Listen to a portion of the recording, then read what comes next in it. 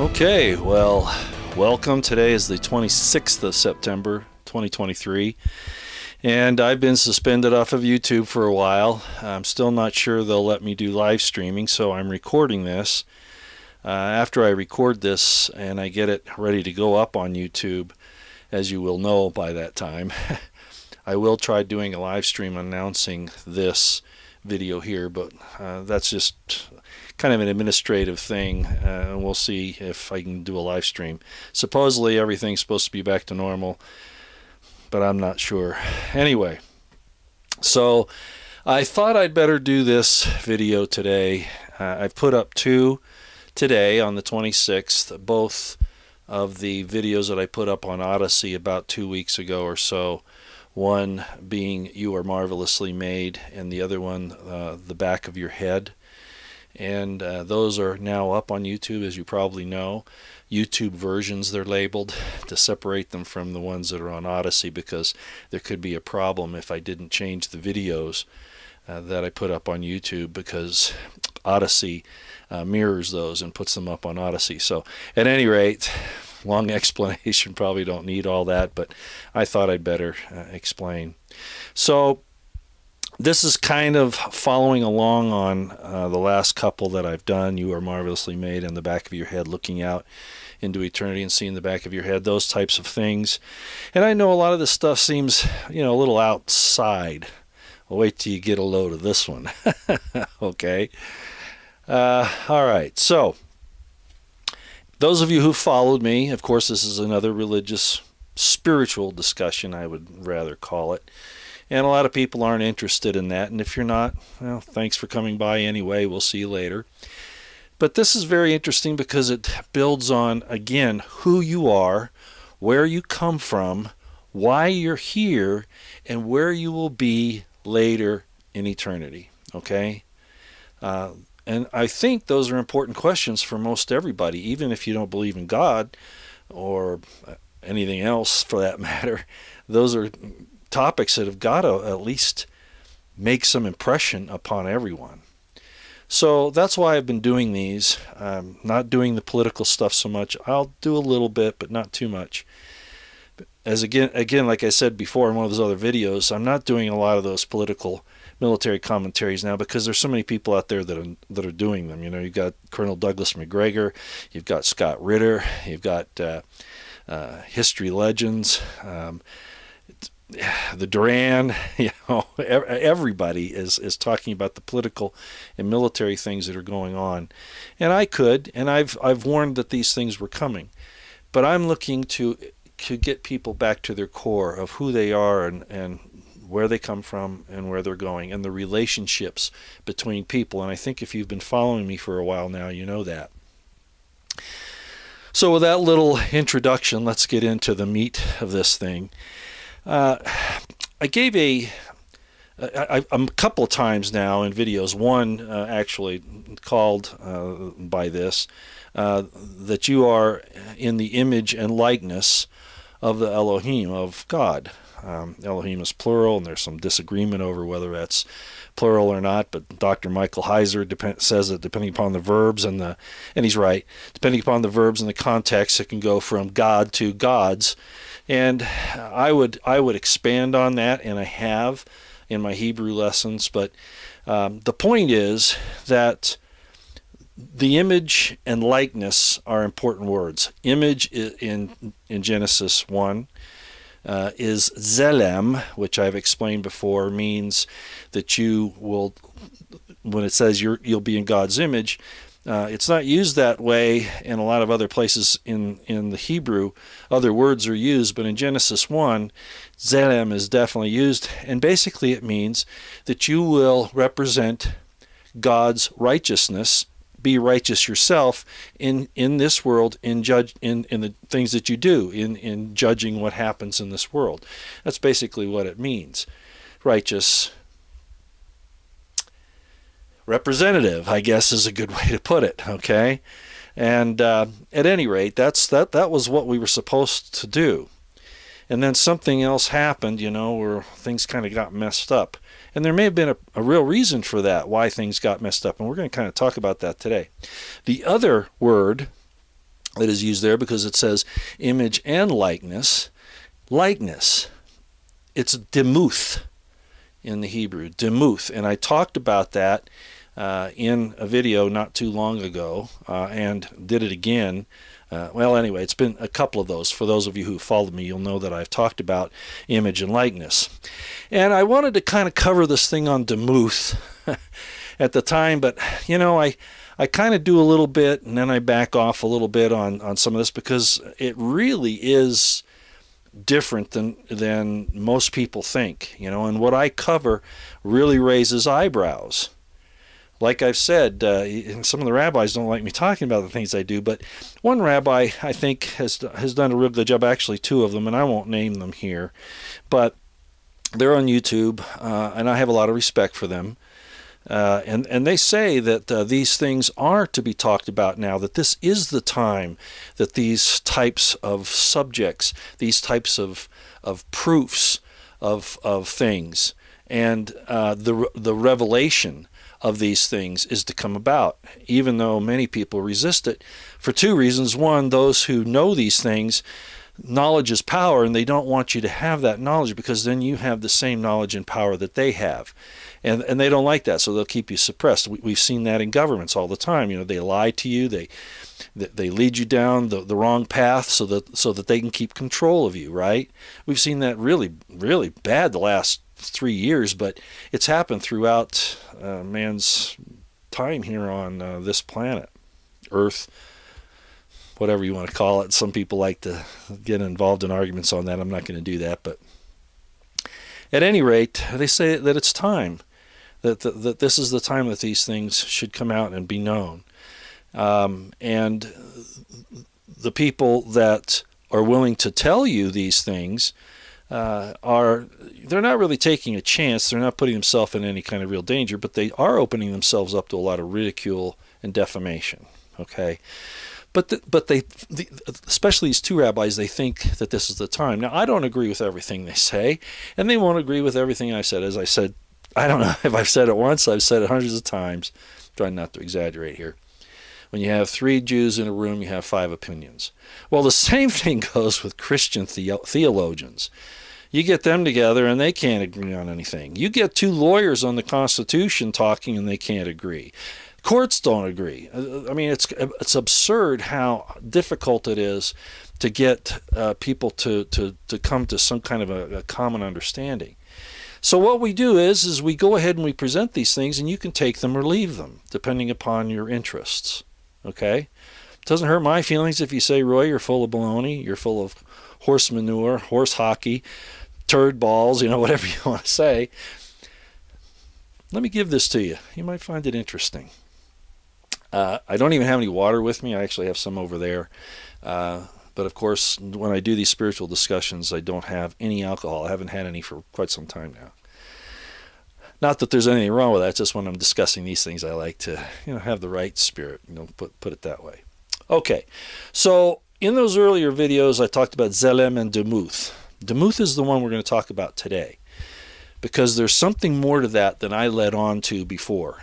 I wanted to give you a little bit, here a little, there a little, that kind of a thing, kind of whet your appetite for that. And now we're going to take the next step on Demuth. I call this video Death's Door. The video isn't Death's Door. That's just the subject. That's the title. Okay? Why did God give us life and then we die? Why? I lost my parents. I lost my brother. I've lost good friends. I've lost a daughter. And I've lost a former wife. And I lost a wife. A lot of tragedy, and the pain of losing a loved one and not having contact with them. For those of you who've gone through that, you know how difficult it is, and obviously how painful it is. And I still feel that, even though I've had some pretty substantial, I should say, I don't want to say contacts. That's the wrong word, but views. And maybe something reaching across the veil, so to speak, not too provocative, because they want you to do your mission here. If you see them as they are now, you'd be willing to kill yourself to go there, according to what people tell me. Like my wife Carol, I often wonder why I don't get more from her.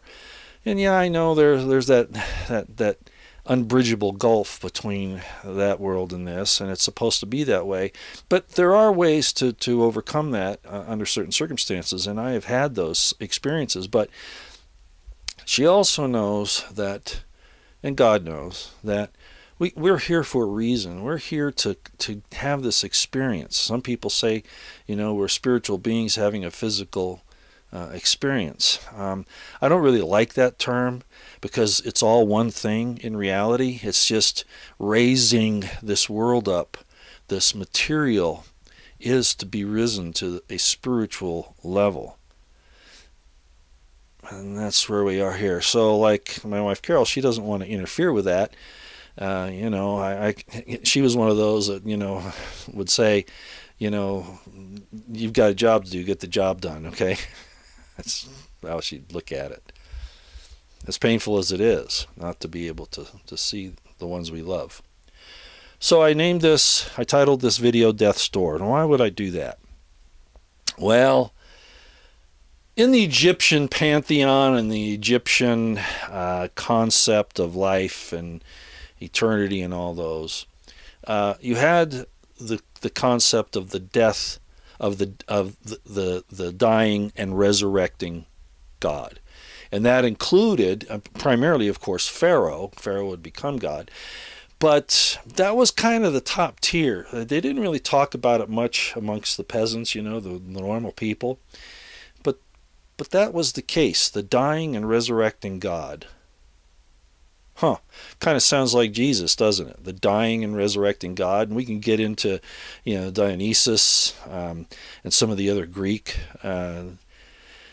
legends and theology and those types of things. But the idea of death and resurrection didn't come about just in the New Testament.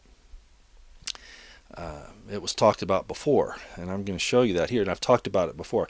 In Isaiah, for instance, it talks about that. And I gave that reference, 2 or 3 videos back. By the way, I'm doing this recording also for another reason. I think it's a little clearer, without too much interruption, I hope, than the live streams. I did see the comments on the videos I put up today, The Back of Your Head and You Are Marvelously Made, and they said there were problems with playback and buffering and sound and all that. I checked it and I don't see a problem. It might be that YouTube's monkeying with my stuff still on your end. I don't know, okay? But I've gone through several other devices and it's working fine that aren't signed into YouTube on my account. So I'm not just seeing it from my account, I'm looking at it from others too, and it looks like it's working. But at any rate, I didn't want to take a chance on the live stream. I will do that little live stream to announce this, so you may have already seen that once you see this recording. So the Egyptian concept of a death, of a dying and resurrecting God, we know about that. Osiris is a good example, right? Okay. In Genesis 1:26, it talks about that we are made in God's image and likeness. Let us make man in our image, in our likeness. Image being Zelem, that we're supposed to be a good representative of him, okay, of his attributes. And then likeness. And likeness is the Hebrew in the Strong's Concordance. It's Hebrew word 1823. Got my point around the wrong way. 1823. You can go look this up for yourself. Demuth. And that's how they translate likeness. Well, I take the words apart and break them down to their individual letters, or even words within words. And that's perfectly legitimate with Hebrew. But Strong's doesn't either doesn't know about it or doesn't want to talk about it. Same with Gesenius. And most Christian preachers aren't going to talk about this. As a matter of fact, a lot of rabbis don't. They'll say that they understand, but they don't really teach it. Okay? Well, here we go. Demuth. It's Dalet, Mem, Vav, Tav. Demuth is how it's pronounced. Demuth. Look it up in Strong's. Now, that's a little odd that that's the word for likeness. Why did they translate it into likeness? They're not, probably one reason, and I know the rabbis did this too, they don't want to give you all the truth all at once. They want you to grow into it. Or they're trying to deceive you. It's one or the other, right? And I'll leave it up to you which one it is, to the people that talk to you about this. Likeness, demuth. Well, the word for death, the dead in Hebrew, is Hebrew word 4191 in Strong's, and it's muth. Mem, vav, ta. You notice something there? You notice something? This is in the word demuth. What in the world is going on? What does it mean that we're in the likeness of God, but it has something to do with death?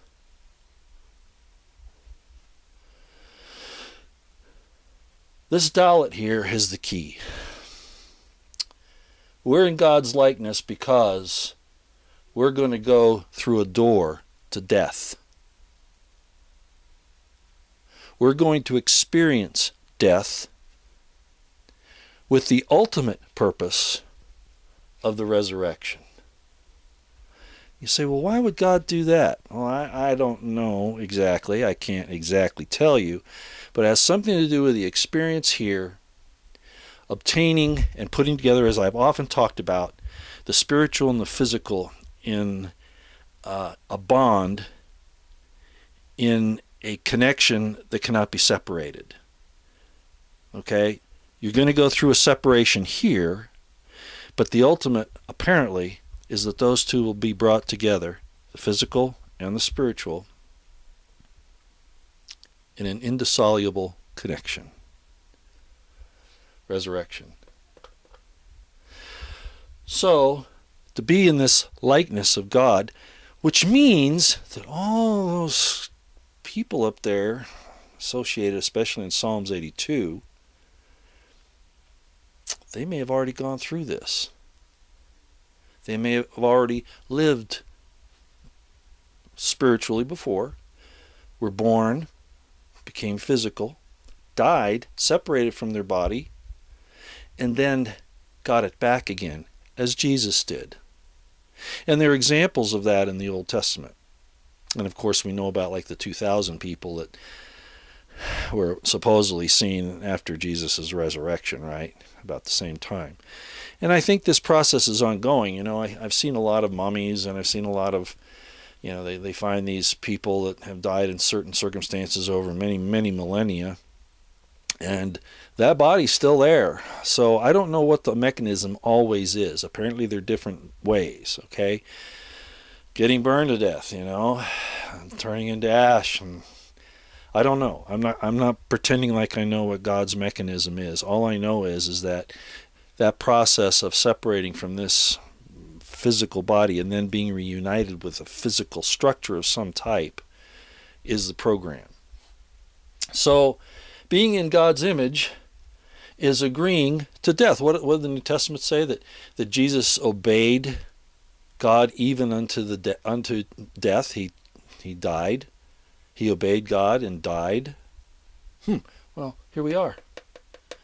It's in this image. I've done nothing but what I have seen my Father do. Uh-oh. Ooh. What do we do with that one? So, being in God's likeness means that we're going through the door to death, which equals likeness. Are you following me here? Which in turn then, for some reason, opens the door to the resurrection. Now, yes, there apparently are some, according to the ancient scriptures and all that, some men who did not taste death, right? Enoch, for instance, probably Melchizedek, and the people of Salem. possibly. Elijah. Okay, so there have been some of these. As a matter of fact, Enoch is considered to be the angel Metatron. I don't know that that's exactly true, but the point is that for some reason they were changed in the twinkling of an eye. And Paul talks about that. I don't have a lot of respect for Paul, but a lot of the things he said he got from others. So who knows where that comes from. But the point is that your spirit has to be separated from this physical for at least some point in time, some time period. In Jesus' case, as I've talked about several times, the person that you would know as Jesus, this reconstruction of his dead body happened almost immediately. He expired, and then there was this basically a cascading effect, and I talked about this probably a year ago, at the molecular level, at the subatomic level, and things built up, and in 3 days, mathematically, it would take 3 days for the number of atoms, subatomic particles and things in a body to reach that level where then it can become a spontaneous resurrection. Again, people that are burned, dismembered, whatever, their body's dissolved in acid. I don't know how that works, okay? I'm not pretending I know, but the promise is that it's going to happen, all right? So, to be in the likeness of God is to go through death's door. The door to death, which is being in the likeness of God, which in turn opens the door to the resurrection. God can now resurrect you, and you have all of the qualifications for that resurrection, whatever those are. I'm not going to get into that. Some of them are obvious, some are not. Some of them have been discussed, some of them have not. And there are different stages of resurrection, okay? Different levels of resurrection. Some get something really fantastic, others not so much. Especially the ones who have chosen evil all their lives, or who are the fallen angels, the children of the fallen angels. They're not promised a full resurrection. Certainly not the ability to marry or to do marriage, okay, for whatever reason. And we could talk about that, and I've mentioned it before. But the point is that there are different levels of this reconnection of the spirit and the body, different levels. Paul talked about the 3 degrees of glory, some of the stars, some of the moon, some of, that type of thing. All right, so it's very similar in its construction to the Egyptian idea of resurrection, the Egyptian resurrection concepts. Now, I hear a lot of arguments about Joseph of Egypt. And, they say, he married a pagan wife, Potiphar's, the priest Potiphar's daughter. And that's the reason why, there's some problems with the genealogy and stuff like that. No, there were more people that were Shemites in the world than just Jacob's family. Okay? It goes all the way back to Shem, right? Shem's entire posterity. And those are all people that are in the family that they can marry. So Potiphar's daughter, there's some disagreement about what her name actually was, and I don't think I'm going to bother to get into that. The important thing is that those northern kingdom Egyptians were Hyksos at that point in time, and they are Hebrews. They're Shemites. So Joseph didn't marry a pagan woman. She had gotten into the Egyptian pantheon and those types of things. I've talked about Neith before, the goddess Neith that had a lot of respect, and Joseph's name of Zaphnath-Paneah, Neith, that goddess Neith is right in his name. Okay, so there were some ties there, but they were still Hebrews, kind of like Jews not knowing they're Jews, and as just an example, and doing things in a Christian nation, and then they find out they're Jews, kind of like Moses thinking he's an Egyptian, then he finds out he's a Hebrew, right? That kind of thing. So Potiphar's daughter, I said wife, I think. Potiphar's daughter is Hebrew, is a Shemite, a Hyksos. And Joseph marrying her and having 2 sons, Ephraim and Manasseh, and probably a lot of other kids too, doesn't violate that situation where they have to marry within their people. Okay, so this Hebrew concept of being like God, the death and going through death so that you can get this resurrection, is not just an Egyptian concept, but an even earlier, apparently, Hebrew concept. A lot of people you hear when they talk about what we're doing here, they say, look, you're born to die. It's prima facie evidence. You get born, you're going to die. You are born to die. Well, why? Because there's something about following the image of God and then getting that indissoluble resurrection that brings together the spirit and the physical for a fullness of joy, as they call it. I'm going to show you something else here about Eden in a few minutes. So you're born to die. You're born so that you can die, so that you can be resurrected. And it doesn't mean in a spiritual sense of born again like so many Christians talk about, that you have a change of heart and that you believe in Jesus and those types of things. No, this is talking about an actual event where your body and your spirit are reunited inseparably connected. Pretty amazing, isn't it? I won't delve much deeper into that, but you can see why I didn't talk about it in the video back some time ago where I talked about Zelem and Demuth, likeness and image and likeness. And to get this far into it probably would have been too much then. Maybe it's too much for you now too, because this brings into question all kinds of Christian and theological, Christian tradition, Christian dogma, Christian doctrine, theologian studies, decisions, theories.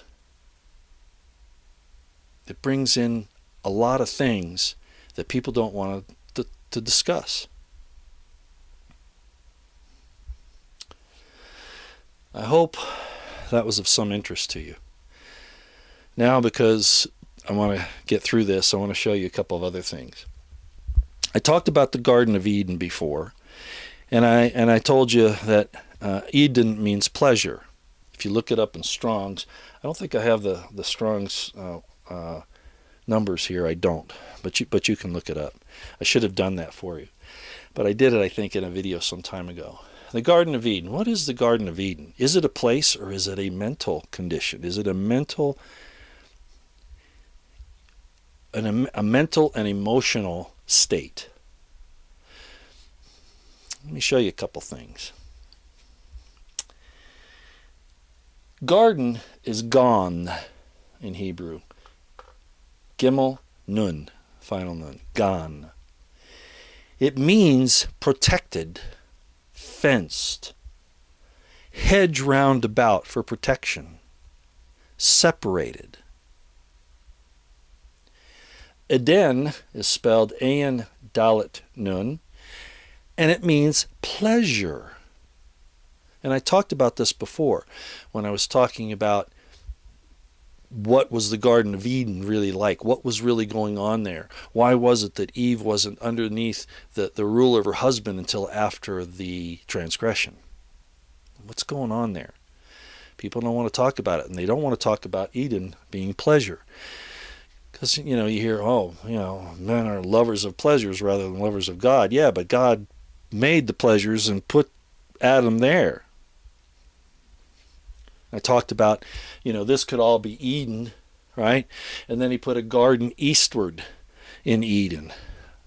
So you have Eden, you have the world, you have Eretz, the earth. Then there's Eden, then there's the Garden of Eden, and it's broken down that way. Or is it a mental state, like I said before? Let's keep going here, and I'll finish up. Eden means pleasure. So the Garden of Eden was a protected place of pleasure. That pleasure can be misused, obviously. But isn't life about having pleasure with your loved ones, including your wife, having pleasure with food, having pleasure with seeing the world? Of course. It's when you put those things in such a way that you dishonor God that's the problem. But that's another story for another time. We've talked about it before.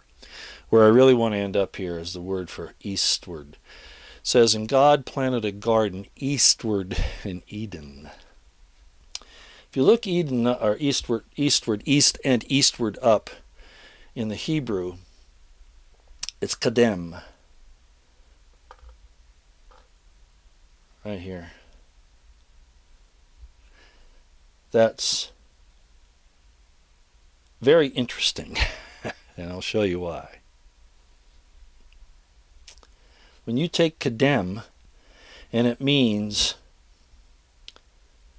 aforetime, before, it means ancient.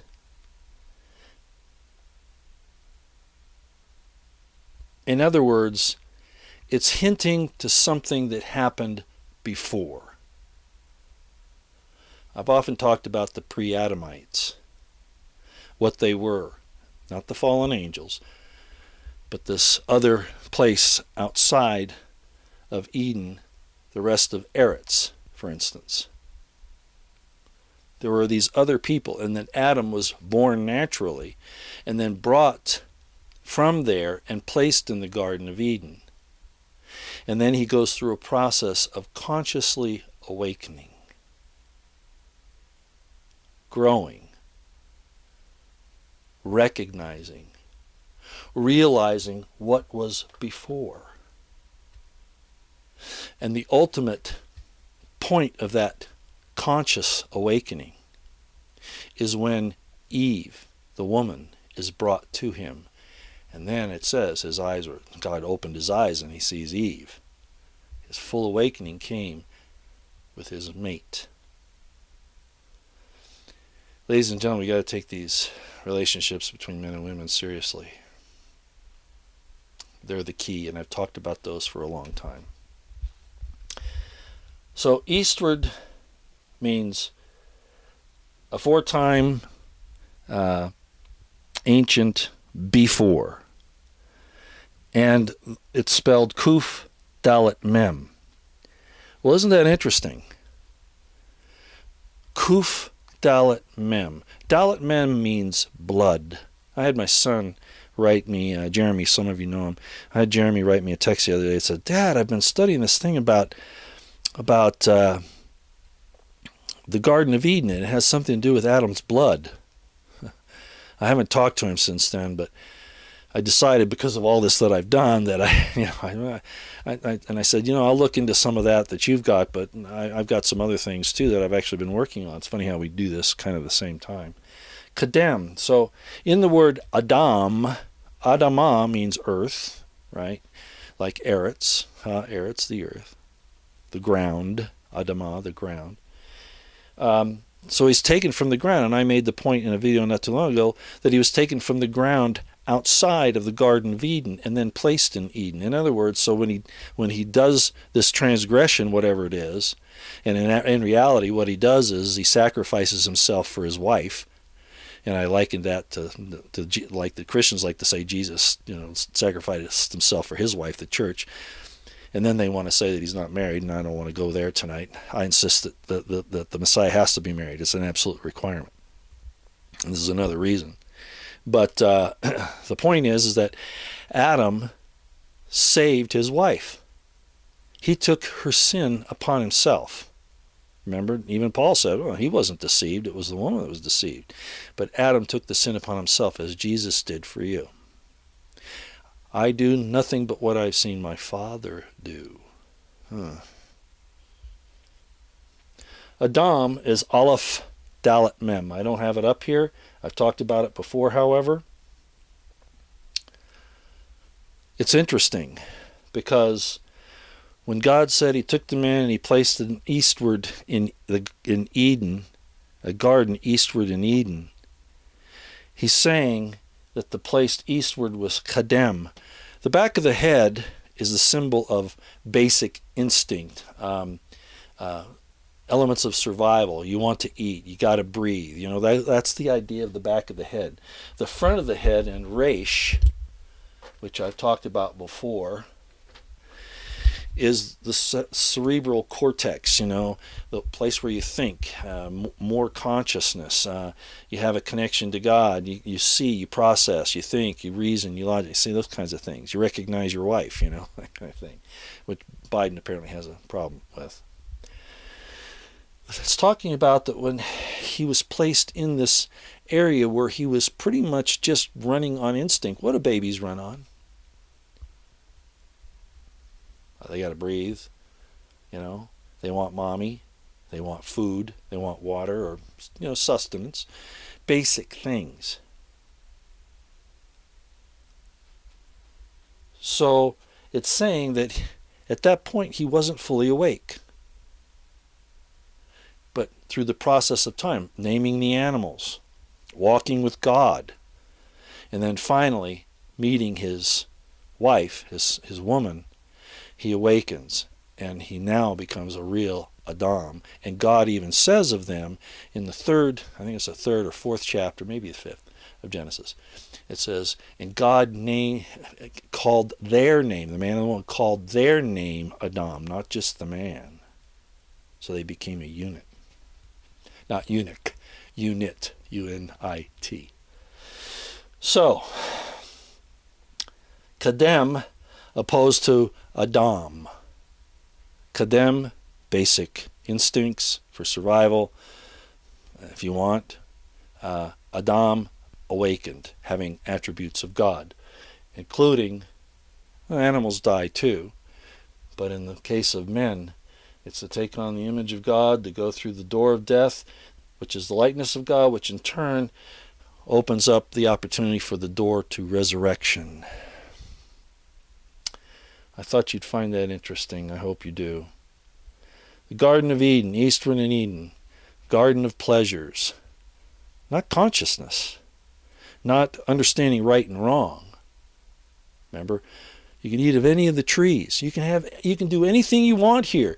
Just don't go over there and do that thing about understanding good and evil.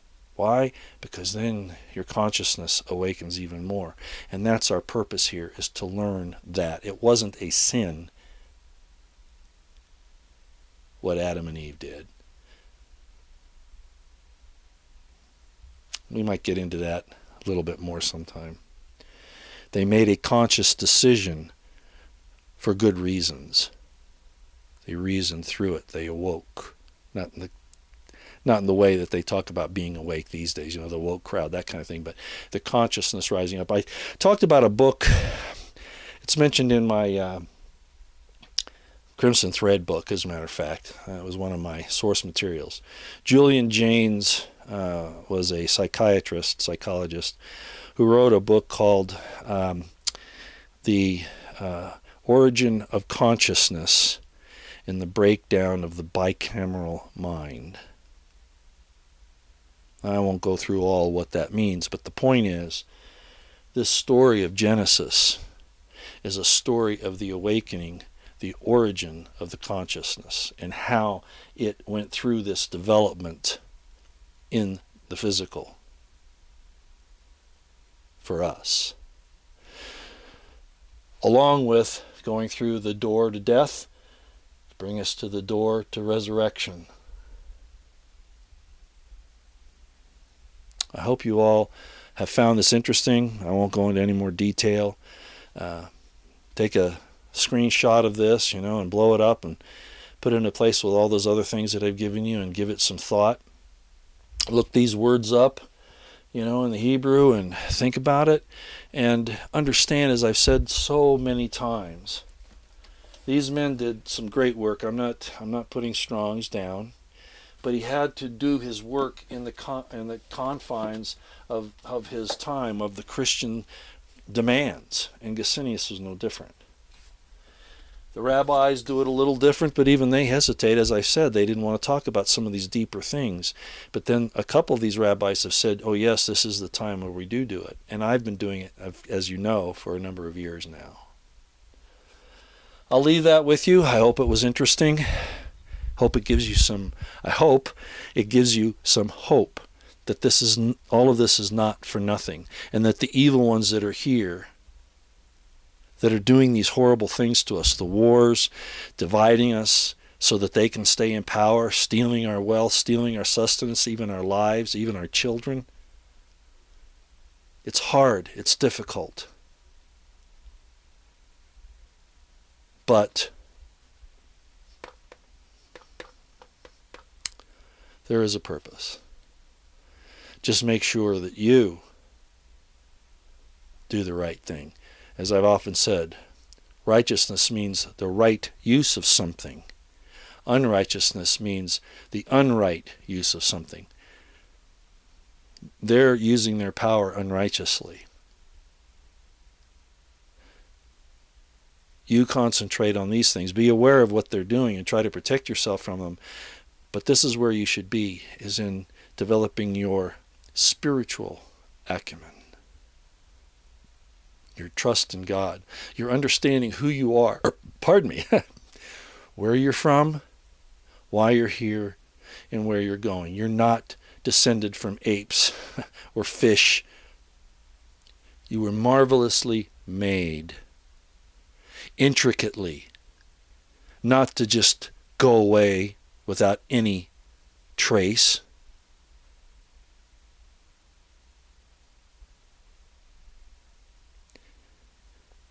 And as I explained in the video on the back of your head, there's a secret there. Einstein knew it, and he said it, but in veiled terms, and I've said it too. You look out there and you see yourself. Why, when God passed by Moses, did God put him in a cleft of the rock and tell him, "My hind parts you will see, but my face you will not"? Remember, Moses wanted to say, he said to God, "Show me your glory." I said, "Okay, but as I pass by, I will put you in the cleft of the rock and you will not see my face, only my back parts." The question is why?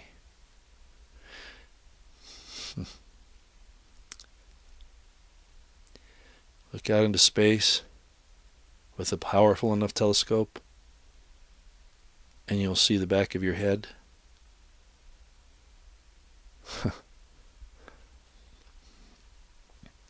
You all have a great night. Like I said, this is some pretty heavy stuff, and it goes against a lot of dogma, doctrine, preaching, sermons, preachers, a lot of things. And I'm not telling you that you got to believe any of it, but I want you to be aware of it, and I want you to know that it's really interesting and it can give you hope when you understand it. As much as I've studied this stuff, I still don't know. I've had encounters with spiritual things, beings, but how does that fit in for me in the long run, or my loved ones? Those things are hidden from us to some extent, but I think they're coming out more and more all the time. All right, everybody. I hope you found that of interest. Today's Tuesday. I like to do these things on Tuesday. I'm not getting back into this in a regular fashion. I'm not going to do that. But when I have something that I think is important, now that my suspension, at least on the uploads for recordings, is done, I'm still not sure about the live streaming. I think there was something there that said live streaming is still not available. But I may have misread that, so I'm going to check that out. And then maybe we'll have a live stream and discuss all these things that I've been talking about lately. Okay? All right. I'll talk to you later. Out for now.